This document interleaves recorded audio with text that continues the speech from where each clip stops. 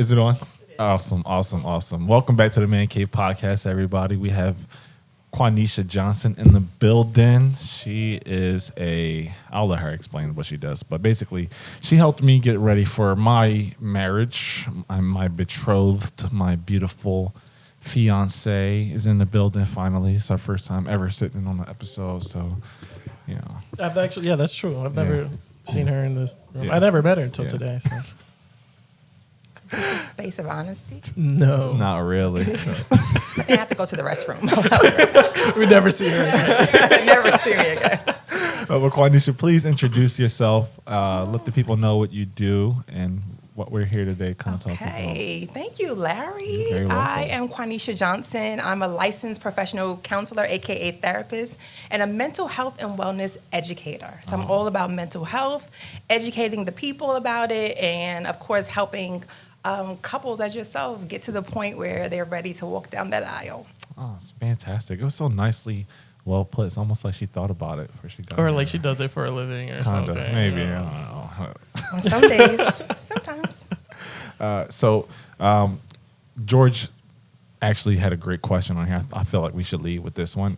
The biggest challenge in a lot of relationships is communication. Mm-hmm. Why do you think that is, and why are you the reason why so many people are having trouble right now? I'm the reason. I didn't know that. This is the first time of learning that I am the reason for the season. I did not know. Listen. So communication. Okay, communication is about connection, right? And so I believe it is the main connector of relationships. Okay. We don't come into relationships as we want to think we do as a blank slate. What are we then? We're coming with a canvas with things on it, right? Okay. So I think we believe in our minds become blank, but we don't. So you're coming from background, raising, society, all of the different things that shape and mold how you see the world. Baggage. We don't want to call it that. I'm all for reframing and thinking of it in the most positive way. Oh, this is going to be a very optimistic episode. Why not? So in terms of communication, think about where was the first place you learned to communicate? In the house. In the house, Yeah. right? So it starts there, right? Yeah. If you had a household, when I work with people in therapy, they say, we didn't communicate at all. Or we had a lot of nonverbal communication. Like we knew when someone was upset, but they didn't verbalize it. Mm-hmm. And so you're coming into a relationship not blank with something. Then you go into school and you have a teacher and your teacher communicates. Then you have friends. And then, you're in society and then there's messages there. So you're coming into something not blank. And so there's a clash there. And then, I don't want to generalize, but men and women, there are differences because of society, because of upbringing and raising that perpetuate this kind of disconnect with communicating. Would you think that a person that's more comfortable with conflict would be more comfortable with communicating? More comfortable with conflict? Mm-hmm. I think in all relationships, there's conflict. Of course. There's some level of conflict that exists, and we have to become comfortable, as I tell my couples with premarital, with dialogue. Right? We're comfortable. We know we're going to have conflict, but what about the dialogue? Why can't we dialogue? Why can't things be an ongoing conversation? Why do we have to always bump heads about something or choose to want to be right? See, and that was one thing that I felt like I had to really master was the not being on opposing sides of the conversation, but being on the same side and kind of trying to meet somewhere in the middle as opposed to like, well, this is how we should do it, but you think we should do it this way, and your way is wrong. So here's why we should do it my way, kind of thing, right? Yeah, no, absolutely. I say it is relationship over right. Relationship trumps right on any day. And so if you want to be able to build the relationship, have it strong, or you want to be right, which one? So relationship goes first. So who's more right, the woman or the man? There's no such thing, right? You're the professional here. Right is relative as well. That's true. 1 + 1 is equal to 2. So if you were to tell me 1 + 1 is 7, you're wrong and I'm right. There's no way for you to explain it. So somebody has to be right. Someone has to be right, but right is not concrete when it comes to abstract things. It's all relative, right? If you're coming as a non-blank slate, your perspective is gauging your right. If you're coming from a society, a world that says men do this, women do this, then that's leading, maybe leading and guiding how you see things. Of course, yeah. So numbers are concrete. They say numbers don't lie, allegedly, reportedly. Right? We'll give it a few years.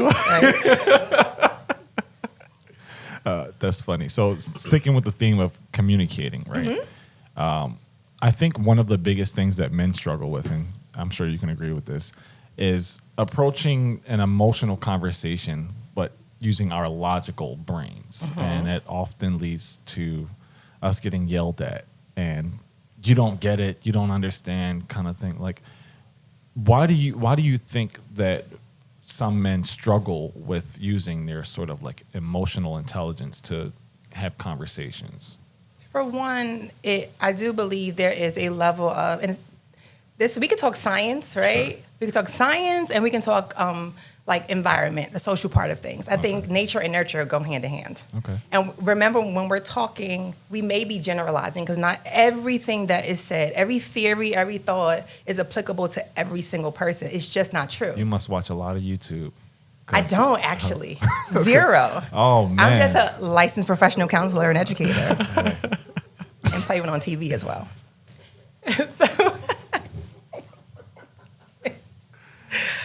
Let's make you laugh today. Yeah, I like that.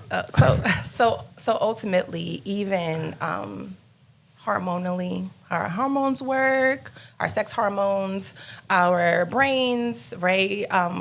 Blood flow, for example. So scientists will tell you that blood flow to a certain part of the woman's brain, the area that kind of promotes more language acquisition skills. So we're more, and we're generalizing, talkative. Men are more concrete and report talking, as some of the people say, whereas how you communicate, we communicate more so with memories and information, emotions, and you don't. So like if we already understand scientifically how we may operate differently, right? When we have boys, they're wired, and we're generalizing. Again, we can't speak for every person. For people who want to say, well, not my son or my daughter, that you roughhouse. You may be a little bit, I have a son and I have daughters.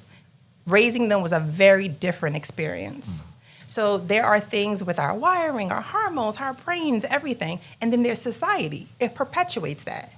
So ultimately, even as I raised my son, maybe as a parent, I went more towards raising him in the sense of boy, of whatever that looks like, and that went with. So in terms of emotions and logic, we just, as men and women, communicate differently.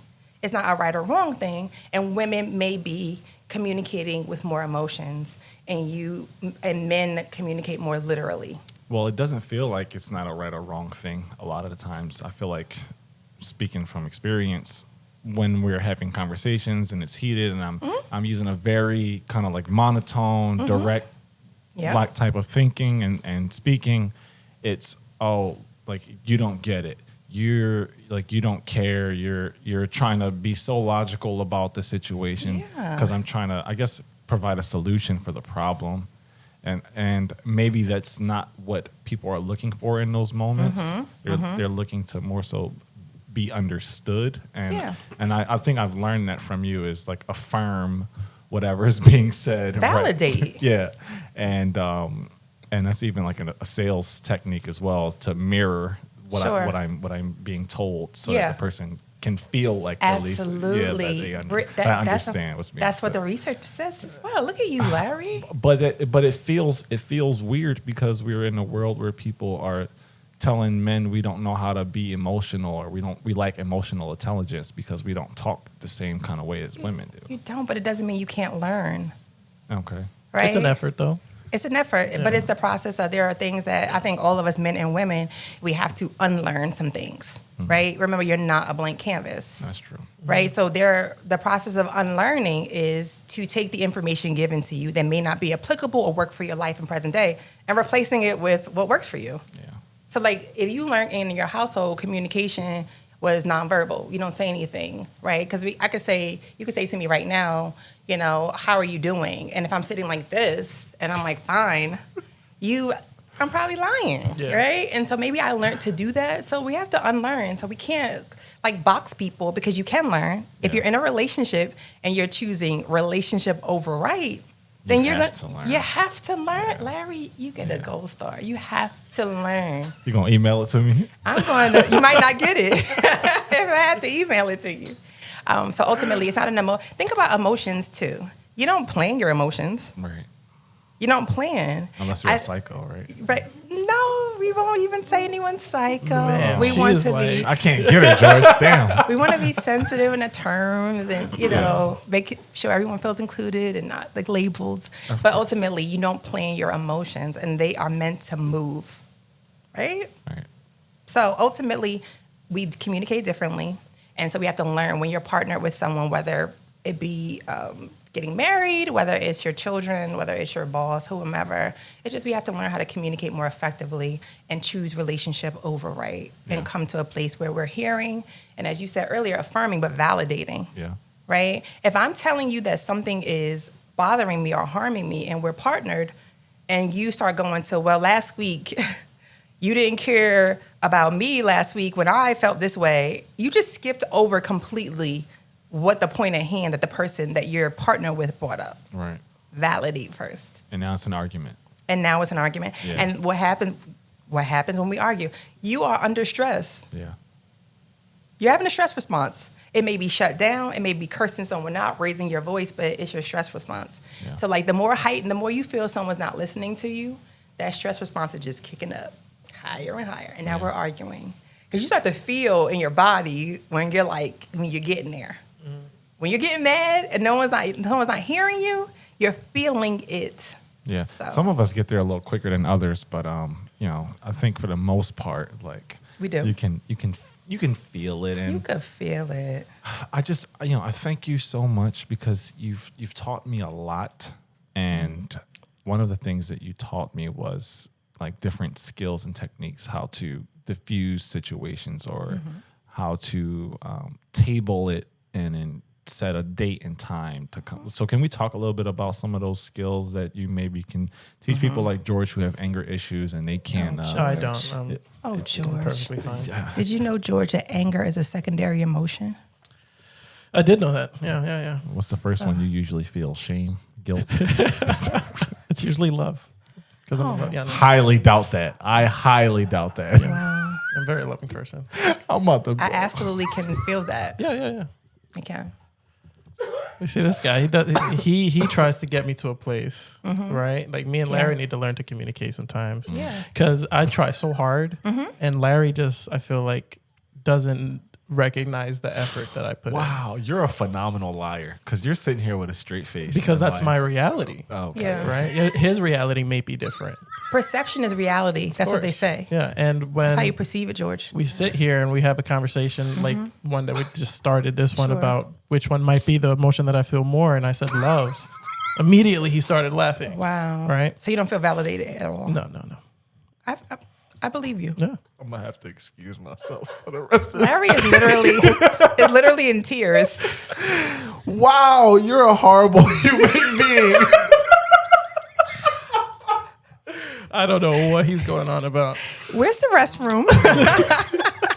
I think that's my cue. I drank a water and a coffee en route to this location. Oh man, I'm sorry, Courtney. It's just fine. I didn't know want he you was be- going to be in rare form like this, and you're still know sitting what you- here with I a don't know straight what you mean. face. It's just I'm trying to actually understand. I don't have disturbing. any. I'm anytime I'm a travel. I'm the environment, not where I go. So when I I like that. I'm the environment. So in my environment, in my space, I believe you because that's what you told me, and I have no other reason to believe Of course. anything else but what you say. So even using the example earlier where he told you to sit on the other side of the table where you would be off camera, Yeah. that doesn't bother you. Doesn't give you any insight that he's maybe a pathological liar. No, No, I come felt like on. he It's just called it was joking. lighthearted Yeah, and exactly. joking. You know, just for a laugh, a little giggle Sure, here and there. I giggled. Yeah. Yeah. So one of the examples I gave earlier was tabling. Sure. Are there some other kind of skills that you give people to help diffuse heated arguments? Sure. So I want to just stop at tabling really quickly. Yeah, I was right? actually going to bring it back to that because I Sure. wanted to get a better idea Yeah. of what that meant. Yeah, you So should use that one. it connects to what I just said a minute ago in reference to when we are engaging, right?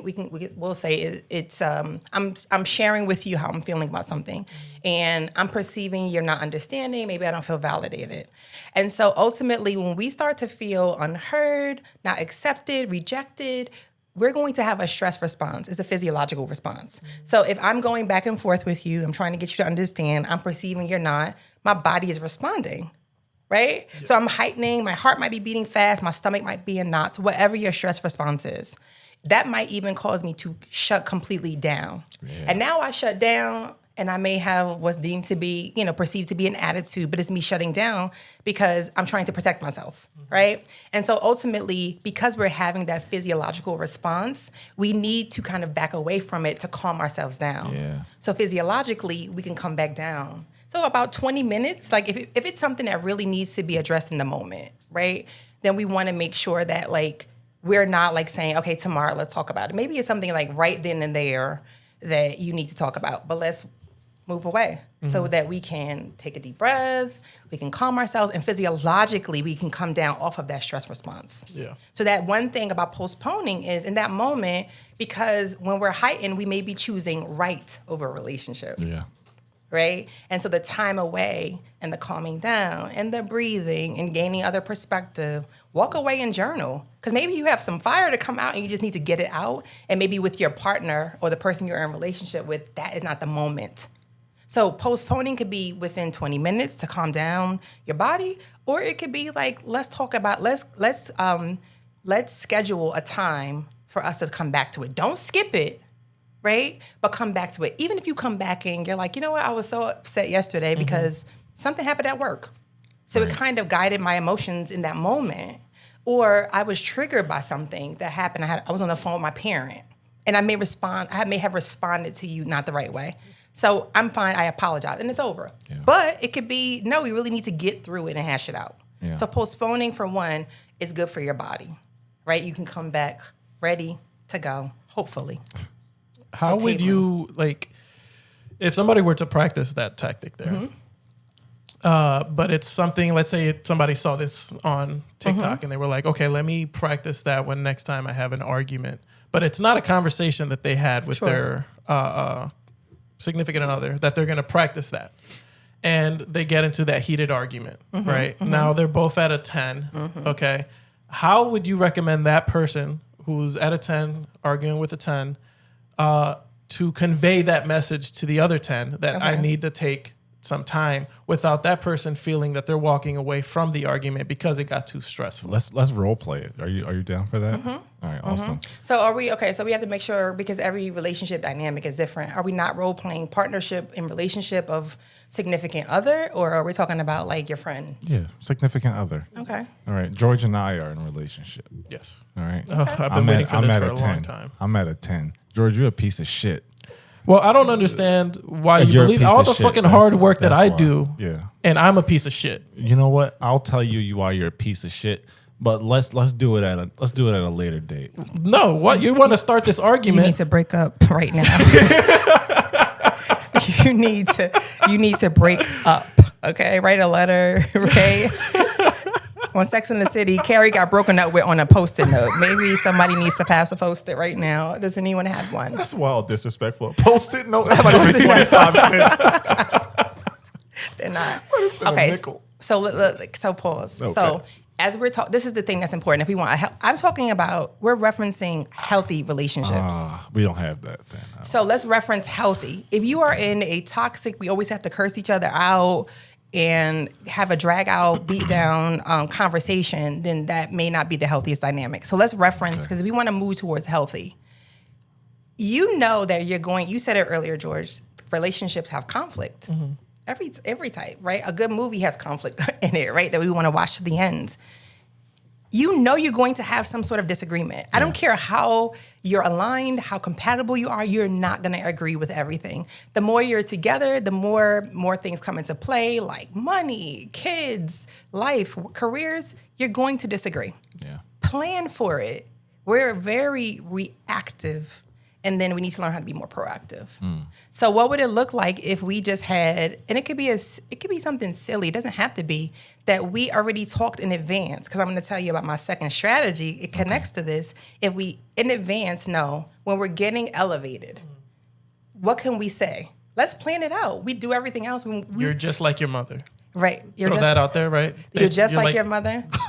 You say to the partner? Yeah, right. That's a good thing to say. And so that is... Or My mother was a toxic. saint, actually, so it's fine. Because It's a what you're trying to compliment. do is be right over a relationship. If you're telling me I'm like my mother in a negative way, you're attempting to harm me. And if you're attempting to harm me, are we really? I want to break you down because Am I breaking? Because I know when I walk away, you're going to be sitting there thinking about, am I really like my mother? My mother did harm me. And you're weaponizing. If you know someone's mother, right? People come from different family situations. If you're throwing things out that harm me, you're weaponizing my pain. Yeah. Is that healthy or is that toxic? That's toxic. Oh, it's toxic. Yeah. But who's more famous for doing that, men or women? I don't think it. I think that there's no men are more famous. I think every relationship situation is different. She is very like somebody prepped her. Like she's a good PR. Good person. PR too. Yeah. The Lord Himself. So I think if you plan in advance, like when we argue, right? It's communication. We talked about that. It was the first question. Communication. Even sometimes it happens after your first disagreement. Listen, I didn't like how I felt. In the future, when we are getting elevated, and then I tell people in individual therapy, know what your body is feeling like. Yeah. What does your anxiety feel like in your body? Yeah. Know if I start feeling like my heart's beating, I'm getting revved up, I know I'm feeling that way. We need to communicate. I didn't like how I felt. I felt nauseous because I was getting really elevated. Or I started like my face felt hot, whatever it is. If in advance you say, so when we start feeling like that, then somebody might go time out. Okay. Somebody might go pancake. I don't care. Is this your second strategy? My second strategy. Okay. So in terms of like taking a time out, if we are proactive versus reactive. Okay. So for example, I tell couples, do a check-in every week. At the end of your week, sit together and assess how it went. Because you know we're busy hustling and grinding. Right. So like you may be offended by something. And the thing about like feeling offended or upset with your partner and you're busy, you don't get a chance to like express it. So it's festering, you're brewing and stewing. And like you're feeling the feels, but you're like now the week 1 passed and then week 2 you're traveling. And now we're on week 3 and I was upset 2 weeks ago and it's festering. So that one little thing, if you didn't put the peanut butter top on correctly, or you put the peanut butter in the refrigerator, and you know what happens when peanut butter goes in the refrigerator. Or you just filled the recycling bin for the 3rd time today. Yeah. And I got to take that shit out all over again. But it shows you're hydrated if you're putting water bottles in, and it shows you care about the environment. So it's about perception. Only one of us is hydrated though, because the other one's out working. Yeah, that's probably what that is. So that's unfortunate. But it could be recycling. It could be, putting the peanut butter in this. You put it on your bread and your bread gets destroyed. Yeah. So you did that, right? It could be anything. So that one minute thing, recycling, peanut butter, could set you off because you were already feeling something. Yeah. So if you do more communicating, like how did the week go this week? Is there anything you want to share? Is there anything I can do better this week? Is there any way I can love you differently, better? What can I do? Sit, like talk, and it's not combative. It's just like sharing, like I was feeling. And you have to have ownership of your feelings and be accountable. Because I've done this, therapist or not, I've you'd people. I've you'd in my relationship. And like you always, and it's not a you always. Right. It's not. It happened twice. If I've been with you for almost 20 years and you did something twice, it's not all the time, right? Yeah. So it's more accountability for like, I feel really upset. I feel hurt. I feel upset when you say you're like your mother. Who said that? Allegedly, reportedly, someone named George. Okay. I think I know who it was now. Okay. He was wearing a shirt you have on. That's crazy. I'll find him. See what I'm saying? This is our problem. Is that he starts lying and he never takes accountability for it. This is our problem. Where's that come from? Pain and suffering, inadequate feelings, and He's just like his father. You're absolutely weaponizing his pain. Because if you know that his father harms him and you're using that, you're hurting him. Well, he harms himself, so I don't think we need to even. I'm worried about his dad right now. You got something to say? No. If you got something to say, you could just say it. Well, we're because you're apparently tiptoeing not around. in a healthy relationship. All right, so then say what you need to say. I just did. All right. No, you didn't. We can talk about this tomorrow at 7:00 if you don't mind. Can we push that to 7:30? Stupid. You see what I'm dealing with here? I'm trying to work with him. You don't want to work with me. It's a little toxic. So there's like a lot of, I guess you want to call it backlash, if you will, all over social media, and then even in like some of my circles, guys are constantly talking about how they don't feel heard. Like they feel like, some of the concerns that they have about, their relationships or just dating in general go unaddressed. And they feel like women are not even trying to look at things from their perspective in a sense. So what do you think this unheard feeling comes from? Is it because people don't know how to communicate effectively what it is that they want, or is it just like a two-way street where the person on the other side maybe just isn't good at listening? It could be both, to be honest. Like we can't, like we talked earlier about generalizing, and we can't say, well, women, and I think that's where we go wrong. And we're just in this culture now where we're like, well, women do this and then men do this. And then there's all these experts about like what men should do. And they, people with microphones. I'm not talking about you two. Of course she's talking about us. I'm not referring, I promise. With a platform in general. A podcast called The Mancave. And making generalizations about things. I think it's two things. It could be, both and. So ultimately, it could be the struggle with communication and communicating effectively. When I'm working with people in therapy and they're having a gripe or complaint, and I'm using that loosely, but they have an issue with something, and when I ask them, well, what would you like to see happen? A lot of times people don't know the answer to that question. Yeah. So how do you communicate effectively your needs when you're not really sure of what they are yourself? So if it's like, he doesn't tell me, and I'm going to put it on women. I'm going to put it on myself as a woman. If I were to say my husband doesn't love me the way that I need to be loved, right? And if someone were to say, well, what does that mean? I need to be able to say what that means, what that looks like, so I can articulate it to him. Yeah. So I think it's both, right? In the sense of like, are we communicating effectively?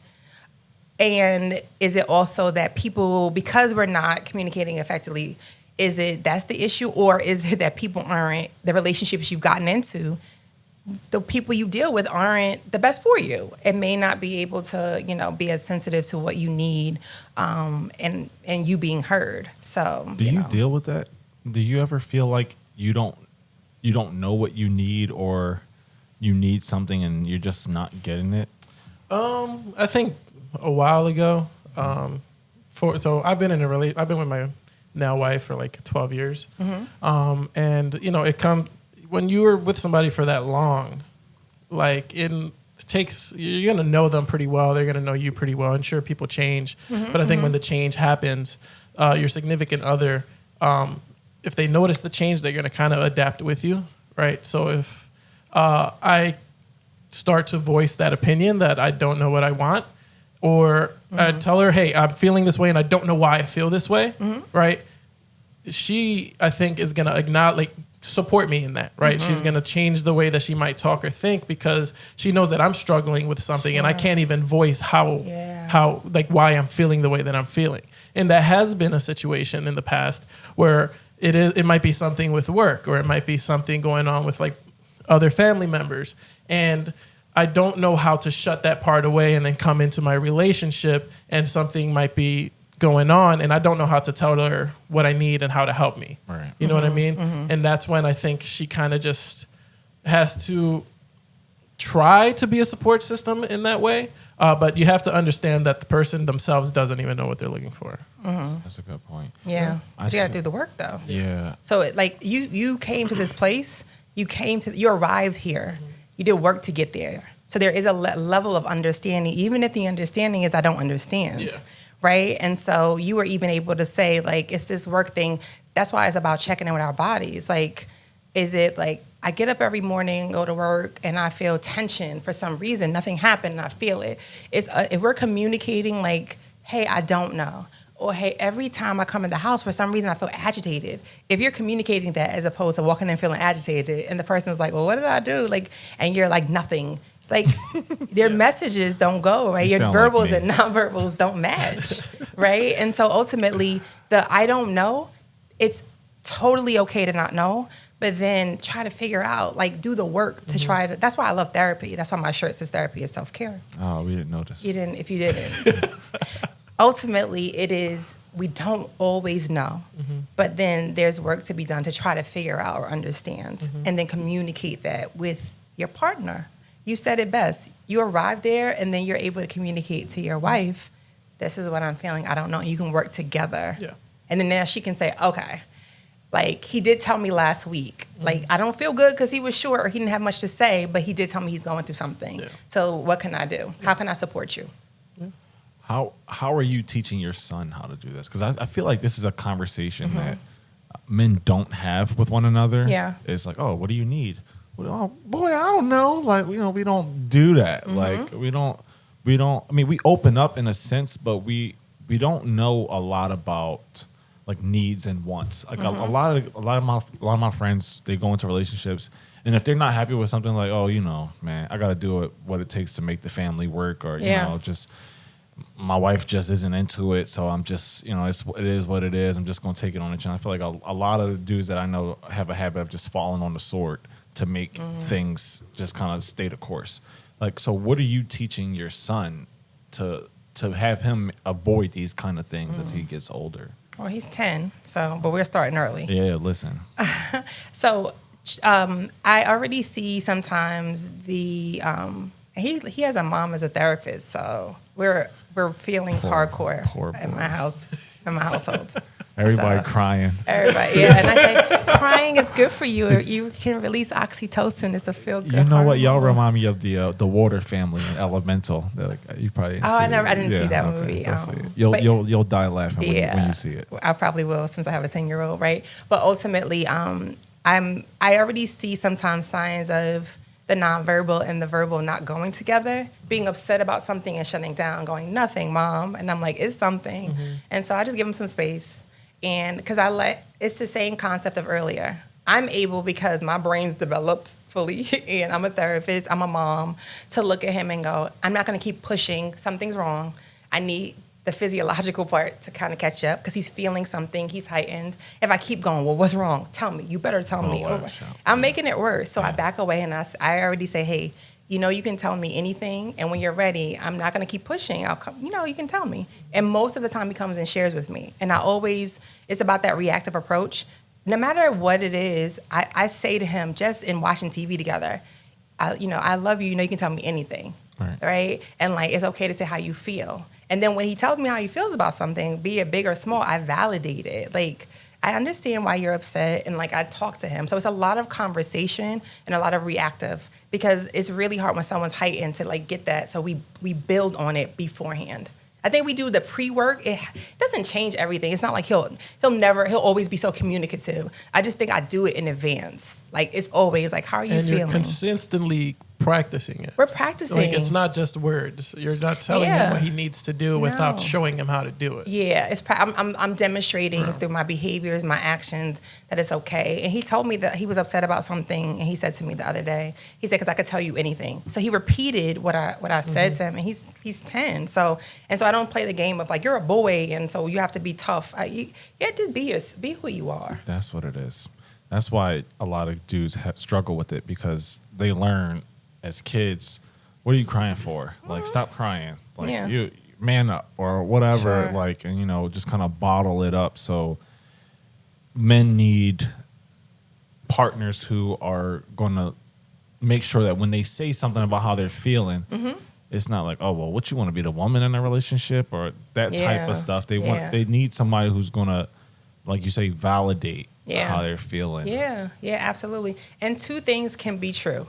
You can absolutely protect me when we're walking down the street, and make sure no one harms me and be my protector. And you could cry because something hurts you, because you lost your family member, because you're sad, because you lost your job, because life is just hard. It's hard, it's hard being a man and supporting your family. Yeah. Two things can be true at the same time. So like, one doesn't negate the other.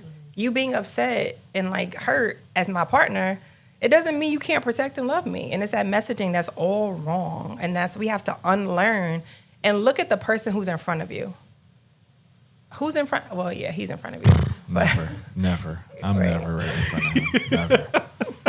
Never. You can tell who's like, I mean, you don't want to go ahead by your theory, right? There's no good guy or bad guy in a relationship, but they're definitely the bad guy right over there. Good and bad are such simplistic terms. We are so conditioned spectrums, Yeah. and the middle exists, and we've learned that. Think about when you were little. You know, it was like you knew mad and sad. Even when you wrote your sentences for school, and they said write 3 sentences. Larry is mad. John is happy. Yeah, but George Larry is wrote that sad. 10 times on a piece of paper, and they're like, you were supposed to write something else. Is that right? At least I could write. That's cool. In English, is that what you mean? Because No. I'm Spanish. You see what You this don't guy even does? you don't even speak Spanish. Hola. So you're just useless. Quesadilla. Oh wow, Just useless. wow. Just useless. Larry, we have a guest here. All right, control yourself. Shut up. Put yourself together. Anyway. There's couples therapy for everyone, right? I don't Relationship think so. therapy. I don't think so. If you're gonna do this podcast, like going forward, you should have a Do healthy you feel relationship. tension? This is our last episode. I don't know if you knew that. No, it's gonna keep going because you're gonna work on it. You can get someone to I'm ready support to work you. on it. Are you ready to work on it, Larry? I don't think so. Not if I got to pay you all over again to do it. I think I'm broke at this point, George. If you can cover it, then maybe we'll. How about this? How about you sleep on it, right? I'll table it. Table it and Okay. come back to it. Oh, Because I see your stress response. You're shutting down. So actually, Quanisha, I think I'm good on that. Just because I want to protect myself. So, and with keeping with that theme, can we talk about boundaries? Yeah.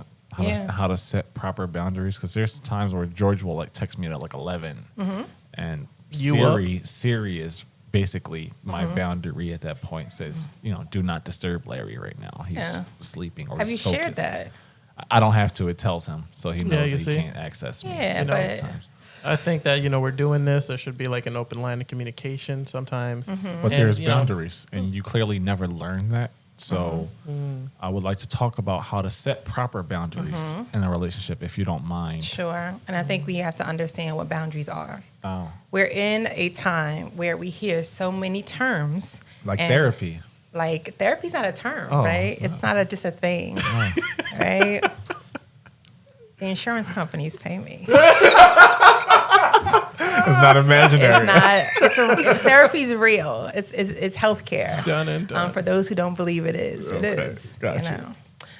Ultimately, it's understanding right what boundaries are, and they're of course what keeps us safe, and it could be physically, mentally, emotionally, and it's those safety lines, right? And so ultimately, we have to understand what those are, and it goes back to the conversation of knowing what your boundaries are. I don't like, and this is a physical boundary. I remember when it was the beginning of COVID and I went to Panera and I'm at the register and we're all very heightened at that time because it was the very beginning. You had 6 masks on. I can I tell. had 6 masks. I I can had like a hazmat suit. Yeah. She had umbrellas, 6 I had- feet. yeah. 6 feet. Yeah, I could tell. So I'm at the register and a woman was very close to me while I'm ringing up my food. And I didn't feel comfortable. I didn't feel comfortable for one because I'm swiping my card and Yeah. for multiple reasons. So physical boundaries were violated. Yeah. I did not feel safe, right? She wasn't gonna hit me or hurt me, but I didn't feel good. So I turned very politely. It didn't take for me to be elevated. I didn't tell her off. I said, ma'am, is it possible for you to back up a little bit while I'm doing my transaction? And she said, oh, I'm so sorry, and backed up. From a distance, then we struck a conversation. She was telling me about her woes of online schooling with her son, and it was a nice exchange. But I articulated because I understood what that was. I did not feel comfortable with her being so close to me. That's physical. There's emotional, mental boundaries, but you have to assess what those look like and then articulate them. Well, she was a white woman. That's why that worked. No, it okay. is Is that what it absolutely. was? It is not about what Now I someone's get it. race. Yeah, she was- It is just about being a human being and crossing A boundaries. white human being. Right? Yeah. It doesn't matter. It doesn't matter what someone was, and she wasn't a Caucasian woman. Oh, okay. To correct you, she was not. I was walking down Broad Street the other day. This white lady's walking across the street, taking her time, protecting herself and her boundaries. She's got the green light, so she can do that. And red Charger is turning the corner. She's taking her time. She's walking slow, and then the Charger beeped the horn.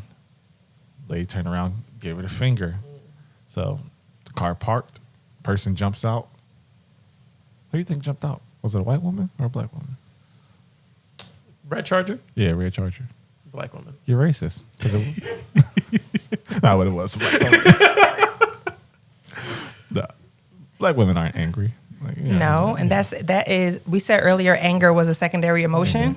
That nothing warrants that, has nothing. That's a human being issue. She should have dragged her though. That was No. disrespectful. No. But we don't condone violence on the We do not condone violence, and if we are getting out of cars, and that heightened over a middle finger, the Stress middle response. finger doesn't have ammunition in it. It doesn't have anything in it to harm. So if we're taking it that far, we need to reflect and figure out what else is going on. Do you know Jonah Hill? I just watched a movie with him and Lauren London a few Oh, months did you ago. like it? It was interesting. Yeah. That is like the word that I'm going to, the phrase. I mean, it was she just, didn't Yeah, I like it. like She it, didn't yeah. like it. I didn't dislike it. It was just interesting. And I really You can't even not like a movie? No, I love Eddie Murphy. So like sometimes I watch something for the character, for the people, and I really enjoy Eddie Murphy and Nia Long. It just was an interesting movie. It wasn't a bad or good, but that's my perception.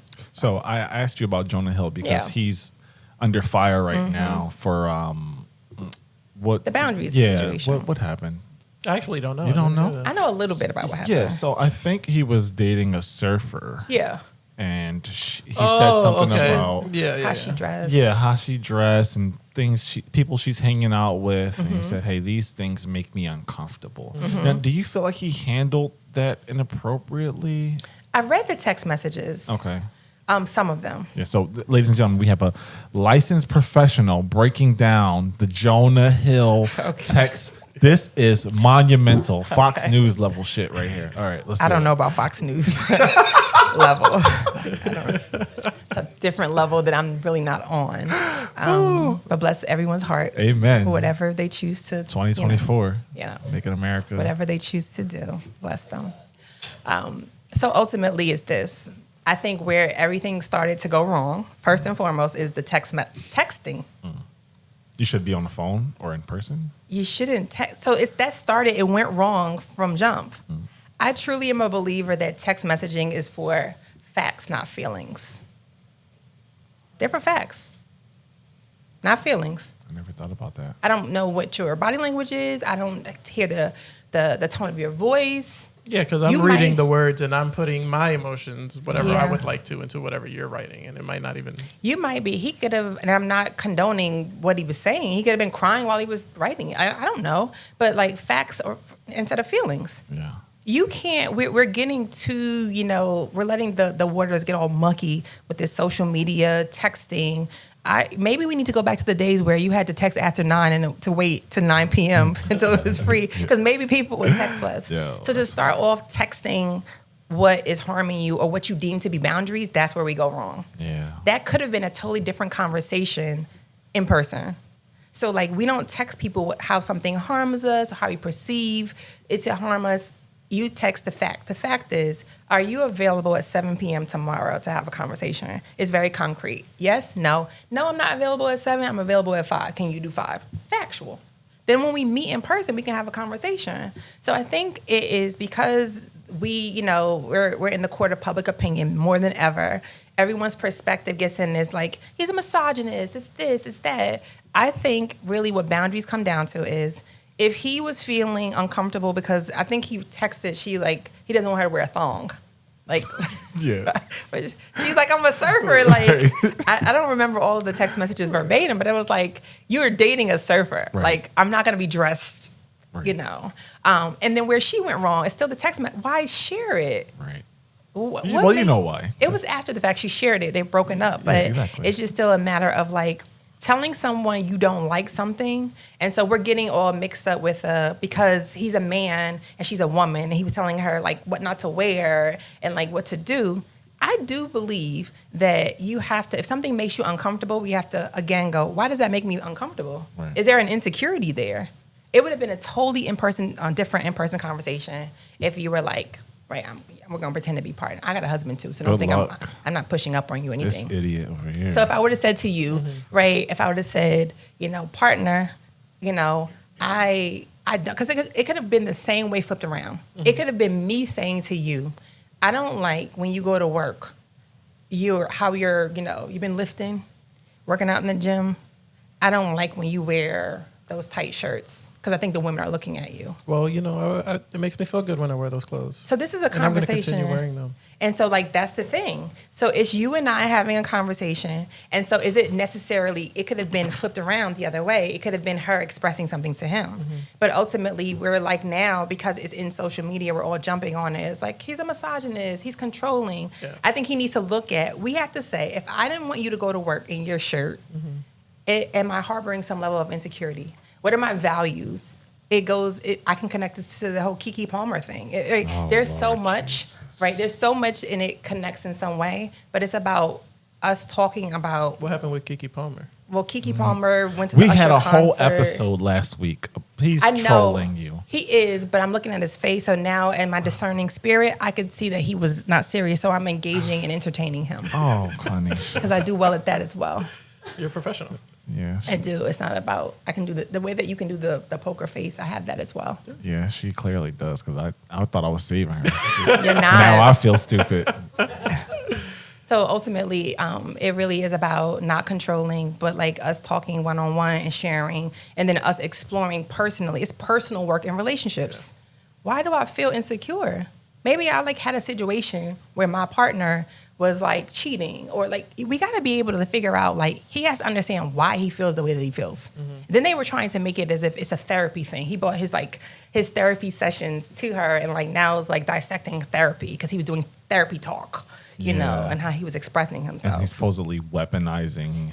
Yeah. But isn't that why you go to therapy, to learn skills? Yeah. It's not supposed to use them. You're supposed to use them. And even if I knew medical terms, I'm not a doctor. Right. So even if I were to explain to you something to do because you have a cut on your arm, and I learned that from my doctor friend, it doesn't mean I'm pretending to be a doctor. Right. I'm just giving you information. Yeah. So I think it really is, it's all, like I said, it starts with the facts versus feelings. You don't text those things. You have a conversation, and then it really is him looking within himself. Why is that his desire? You are dating a surfer, right? She's not going to have a lot, whether she wears fully, full bottomed, bikini or bathing suit, she's going to do that. And then judging or telling her who to be friends with, it didn't sound like boundaries. Right. And so maybe it was his lack of being able to articulate. And if you do that one-on-one, then it's a very different thing than texting it and saying all of the things that he said. Gotcha. So. But now I might have understood it incorrectly, or maybe it's just me. But is insecurity a bad thing? If you're saying that, well, he needs to look internally because these are insecurities that he needs to, I guess, figure out as to why he feels the way that it is. Is it wrong for him to have those insecurities? No. Insecurities, just like anxiety, is normal. We don't want to pathologize people. We all have them in some way, shape, or form, depending on what the circumstance is. But should I not be able to share my insecurities and then have you kind of, how do I phrase this?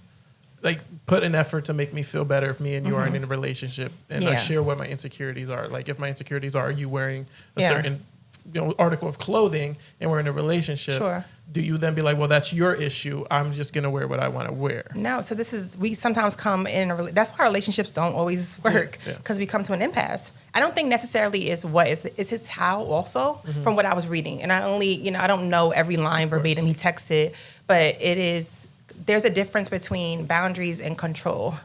I cannot tell you don't wear. Yeah. That's not a boundary. I was able to say to the woman that I feel uncomfortable because you back away is very different than me telling you, something that I think you should be doing. I'm talking specifically about what makes me feel physically safe. I think the way he expressed it, don't wear this. There was something about who she spends time with or hangs out with. Yeah. It almost would sound, we have to make sure that we're not trying to control. And control is a whole nother topic of feeling safe, right? People wanting to have control, it makes them feel safe. So I really do think it's the exploration of the why. Why am I feeling this way? And if you feel as though, hey, I know I can't force you to do something, but this makes me feel uncomfortable. I don't know why. Could he be a misogynist? I don't know Jonah Hill like that. Maybe he is. I don't know. And we all are speculating, and that's the thing when you're a celebrity. We're all in on it. We have our perspective, our 2 cents. And so ultimately what it comes down to is I don't know what where he is with what he was thinking. I think we have to be careful with boundaries and I'm trying to control you. And I think that's like the bigger conversation we're having. Is he policing what she's wearing? Is there something within himself? Like, is there something there? And so there's nothing wrong, as you asked, with having an insecurity, because we have them, but we need to understand why. Are they guiding our lives, those insecurities, in negative ways? You could feel secure and not apply to a job, and you can be great for it. You could be dealing with imposter syndrome, right? There's so many reasons we have insecurities, right? That could be self-induced or societal, induced. So it all depends. So I guess it all depends on it. We could say what boundaries are. You got to feel safe, but how you articulate them. But they went wrong with text messaging. Yeah. You don't do that. I agree. Do you think social media makes it hard for people to date? 150%. Yeah. Absolutely. Social media is just an interesting place because it's saturated with everything, with opinions, perspectives, with people with microphones. No offense to any of you. Well, that's 2 shots. Right. Let's not have a third. Yeah. No, I promise. They do say third's the charm, right? So ultimately, I think it does make it challenging because if you consume, right, think about scrolling, right? That dopamine is kicking in. It feels good, like you're escaping. So people, he ugly. Yeah, you're scrolling ugly. and so like we're scrolling, and then we come across and remember how the algorithm is. If I start watching things about I watch a guy giving me relationship advice, it's going to come up in my algorithm. People who have microphones, not a third time, no reference. People who have a microphone or a platform maybe advising me about relationships that is not applicable to me or my relationship or the relationship I want to get into. Mm-hmm. So I think it's challenging because it's saturated with everything. If it says A, but then do B, this person's saying that. And so if we keep looking, it's a distraction sometimes. 100%. To real life. Yeah. It's snapshots. Yeah. And no one can tell you about your own relationship and what you're looking for the way that you know. Right. All right, so one of the biggest challenges that I've had in my relationship is a lot of I hear it a lot on like social media as well and TikTok and all the blah blah blah. Is when guys want to go out by themselves and have a guys' night and the woman is super against it, right? Mm-hmm. My wife has always been like, no, I want to hang out with you, right? Like, why can't we go out? Mm-hmm. And we do all the time, but sometimes I want to take a step away and just hang out with the guys, right? How can I maneuver in order to manipulate her to let me to go? No manipulation. Oh, wrong word. Okay. Wrong word. Yeah. We'll talk afterwards. Yeah. I know you have the skills. I do. And it's Jedi always going to tricks. be going out, stepping away from the manipulation light. Step away. Yeah. Right? I was joking with that. But like, how would I maneuver having that conversation for the 106th time in order to kind of... So here it is. Yeah. Remember we talked earlier about knowing what you need. Mm-hmm. Tell me about your needs in terms of going out with your guy friends. What do you need? I just need some time alone. I haven't seen my friends in a while, and it allows me to kind of shut the world out and decompress and worry about me and not have to worry about if she's having a good time that night as well. And I just want to hang out and worry about myself for a little bit. Mm-hmm. To be focused on just feeling good, decompressing. Have you articulated that? Yes. But not the I don't want to worry about you part. Let's remove that part. Oh, okay. Well, what do you mean? So if you are communicating to me, I want to I am all for you saying I need to decompress. I need to be around people that are like-minded. It is important that, and I'm not telling you what to say, right? No, I'm right at it's important for you to have a life outside of your relationship, right? You're a person outside of that. And so it's important that you feel like a person, right? Because when we become partnered in marriage, it's so important because we feel like we're losing a sense of ourselves sometimes. So it's important that we promote that we are allowed and supported, and not allowed in a way like I'm letting you, but that we're supported in being an individual. So like you need to be an individual, and that you invalidate and like I love you and I love every time we spend together. Yeah. So is it a matter of like we need more date nights? Are we having them consistently? But it's really important for you if it's like you all have basketball night. And you go out and play basketball, whatever you do, and it makes you feel good, then you share that. But we removed the part of I don't want to have to worry about you. Well, if I can kind of explain that, because I feel like you're kind of really focused on that one version of it. Yeah, because that's what she might be. Is the idea of I am responsible when we're out, right? You know, like, especially if I'm taking you to this environment that you kind of already don't want to be at, Sure. right? I have to entertain you. I want to make sure you're still having a good time. I don't want you to be upset or kind of forced to be there in an environment that you don't want to be in because I wanted to be there, right? Then in that situation, I might as well not have even gone because I'm not invested in there. I'm taking care of you and making sure that you're okay and hanging out with you just at a different location. Sure. That's all it is. It's me and you hanging out, but over there. And, you know, that I can't entertain, I can't focus on me that way.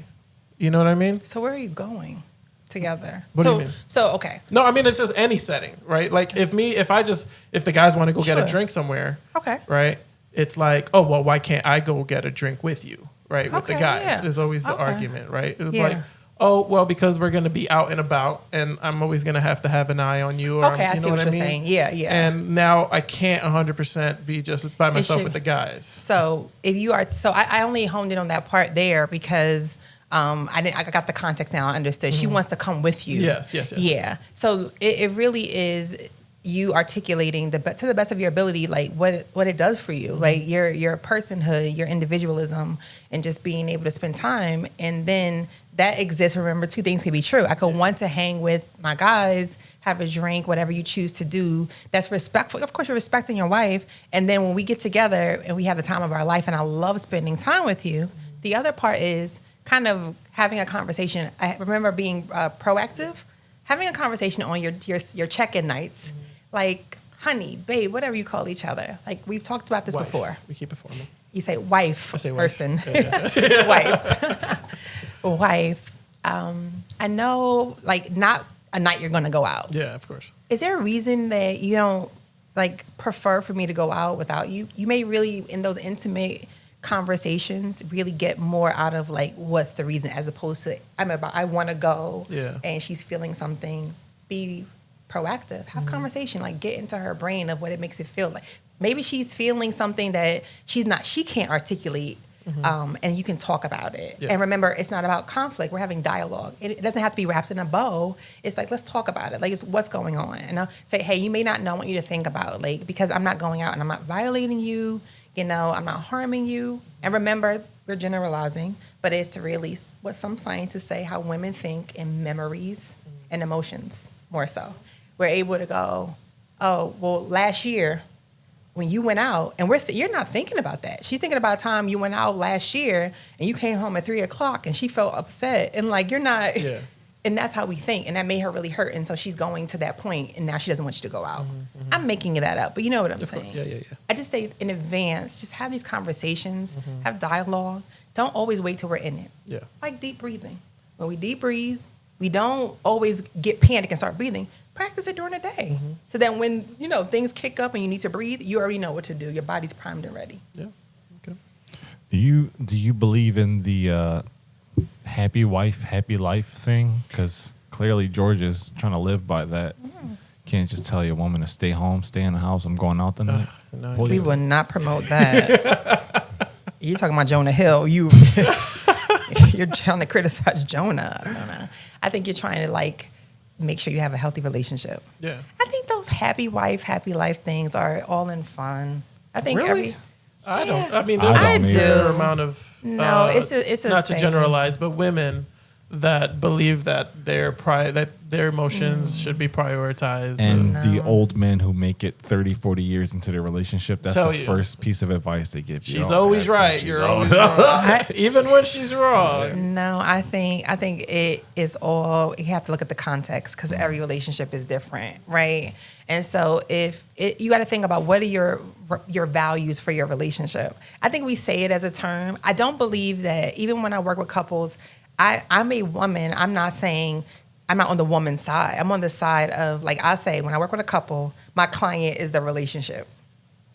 It's funny because it doesn't feel like that when I'm in therapy. Oh, tell me about it, Larry. It always feels like I'm walking in to have her convince me that she's right. Oh. Yeah. You know what it feels like? If you would be still and not always be on location, you may be able to assess your environment. Oh, right? okay. Gonna make it Right, personal. yeah.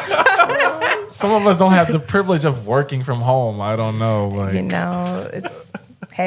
It's all perspective, right? That's a good point, though. Yeah, I could, maybe be a little bit more still and not driving or on the phone or. But you got to do what you got to do, man. You have to do what you have to do. Right. I think you do, right? As long as it works. But I think we were saying happy wife, happy life. It's all the context of your relationship.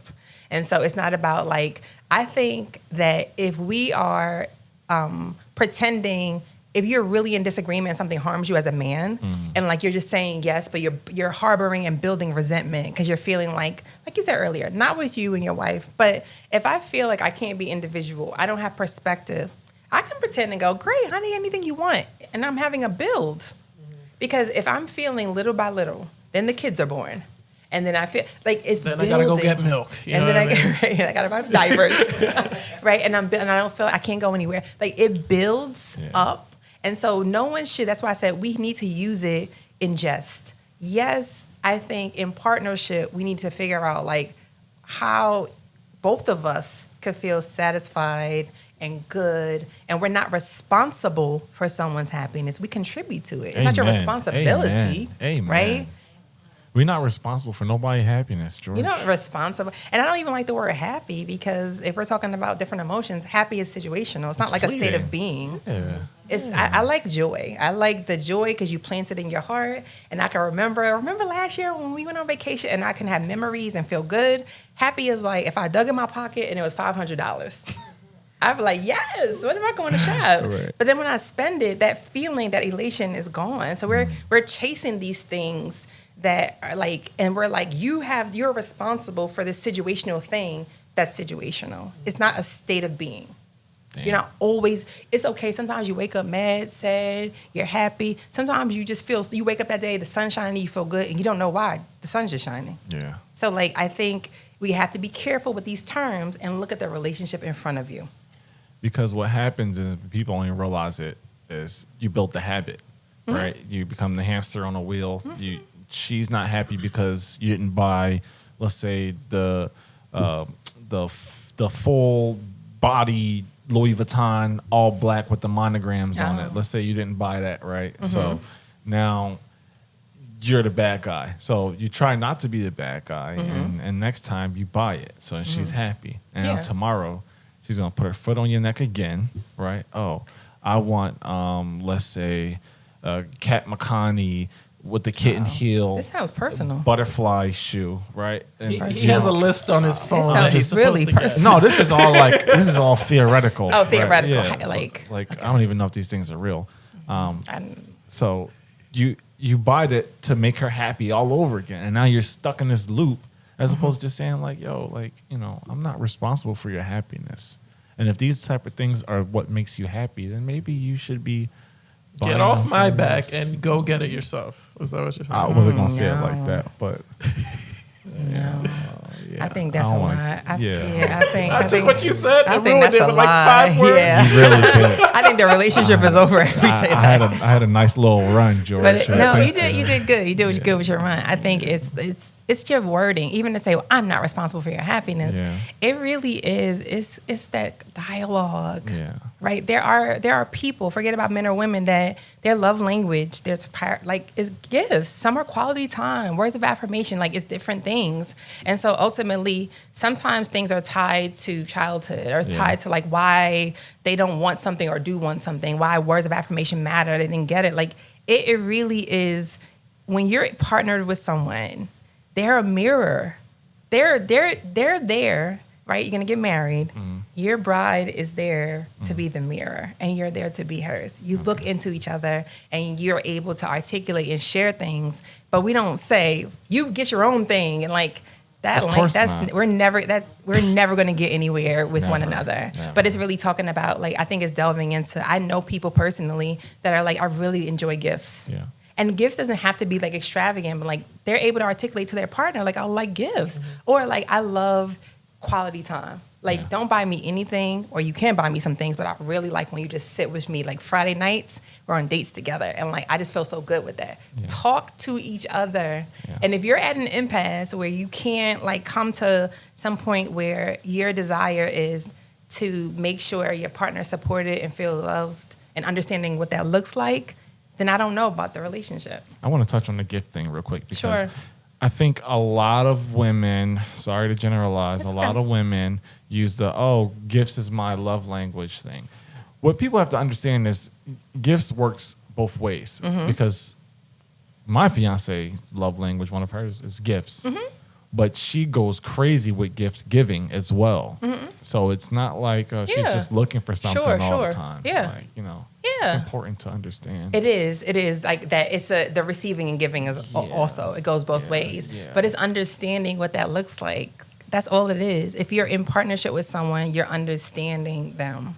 You're understanding what they like, why they like it. But I don't think it's about like this thing makes someone happy. That's why you have to keep going to buy more because it really is not making someone happy. Yeah. It's making someone feel good in the moment. Maybe we can label it as happiness, but it's not this like state of being because you purchased something from me. Gotcha.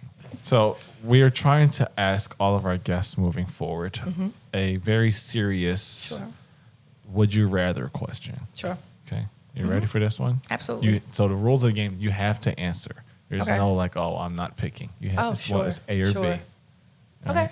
right? So would you rather have me as a client or George as a client? And you locked in for a year. Ain't no switching up. I can't pick both. You can't pick both. That's not part of the game. I am going to pick George. It's race. It's always race. It's because I'm black. I think that's what it was. Yeah. That's crazy. Can you tell us why you would choose not to work with me again? No, it would be I already know you. Oh, okay. So I feel like I want to give George a chance. Okay. I'm one of those guys that don't really need therapy. You know what I mean? It's not about needing I love saying that to a therapist. it's not about right. So I didn't give you therapy. Right. Ethically speaking, I didn't provide therapy for you. Is that because I'm not on pills or anything? No, it wasn't therapy. Okay. Therapy is different. You had premarital counseling, which Okay. is very different than providing therapy. Gotcha. Right? There's more coaching than in that aspect of That's things. fair, maybe. Right? So let's look at the fairness. We didn't delve into certain things. We didn't get detailed. We had a very focused direction to get you to Oh no, point we A were to very point B. detailed. I would disagree with that. You No, had me no, meaning- write out my okay. Right, No. what up? It's none of your business. You weren't No. in the coaching. So it's just giving an opportunity. So I think in terms of the A or the B, right now there should be when you set goals in any type of counseling, therapy. I think we've met the end of our process together and got to our goals met, and so now we give someone else an opportunity to get their Well, goals. if you haven't done therapy with him though, so if Sure. it's therapy, there's still room to pursue. I with answered the him. question the way that you asked, to the best of my ability. Well, And so then now I we're did- throwing in more to complicate it. That was earlier. That wasn't the condition. So you're creating new conditions. Forgive him. He doesn't. You know how to want pay to work with attention. me? Actually, hurt my feelings a little bit there. I'm going to refer both of you out. Should not. I want to be able to help because it's not a one size fits all. So I think that the needs that you have, I'm not able to meet it. Okay, that's nice to hear. If I ever went to like a therapist and they was like, no, not for me, I would be like, dang, all right. But I think you want that though. He does. Me? No, but you want someone. Oh, like you want the honesty from your therapist. And it's not even, they're not saying, because I think something's wrong with you and I can't. Mm-hmm. If I tell people often, like my clients traditionally are not dealing with, let's say, for example, substance abuse issues, right? Generally. Not that people aren't like dealing with, don't take substances but they're not dealing with that as their primary issue. So if someone were to come to me or reach out and they're like, I am struggling with alcoholism. That's not my wheelhouse. Yeah. And it really is, I'm not a doctor, but it is a do no harm thing. Mm-hmm. So if I feel like I can't help you effectively, I'm not collecting people. You're not a stamp or a baseball card. Yeah. I feel ultimately it's about like, I'm not trying to harm you, hurt your feelings. I want you to get who's best Proper for help. you. Yeah. Well, like we don't collect people. That's fair. Well, Quanisha, you were absolutely a phenomenal guest. Got a little shaky at times, but I think overall you were pretty damn good. I'm shaky. pretty good. That's shaky. If other people wanted to hire you for your services, how could they find you? Well, I'm a licensed professional counselor in the state of Pennsylvania. So if you want to work with me for counseling, I'm licensed in Pennsylvania. If you want to work with me for premarital counseling, you can be anywhere. Right? And so you can reach out to me. What should I give? You want me to give like whatever you want. We're going to plug it all in the episode anyway. So if you have questions about working with me, you can email info@btgcounselinged.com. That was cute. And we're not going to put her phone number in like we talked about. All right, so just leave that part out. Okay. All right, cool. I have an assistant, so she'd answer. Oh, perfect. Okay. Give it in. Well, thank you so much for coming on. Thank you for having me. All the free advice you gave. I feel therapized. I bet you do. My guy. Yeah, no, you learned your lesson, huh? Smart. It's the second time, I think, on camera that I've left you hanging. I don't care. I think you need an executive producer to help you. Probably. I don't think we have one. We do have one, but she she don't show up for work. So that's true. Did you go on Indeed.com? No, they cost money. Ours is free. There's a free trial. That one is a trial though, so it's going to eventually cost us money. Manish, come on, we're business savvy here. We like to keep our overhead low. But thank you all for coming to the Man Cave podcast. Like and subscribe to the episode. Don't tell me what to do, and we'll see you all next week. Yeah. All right. Thank you.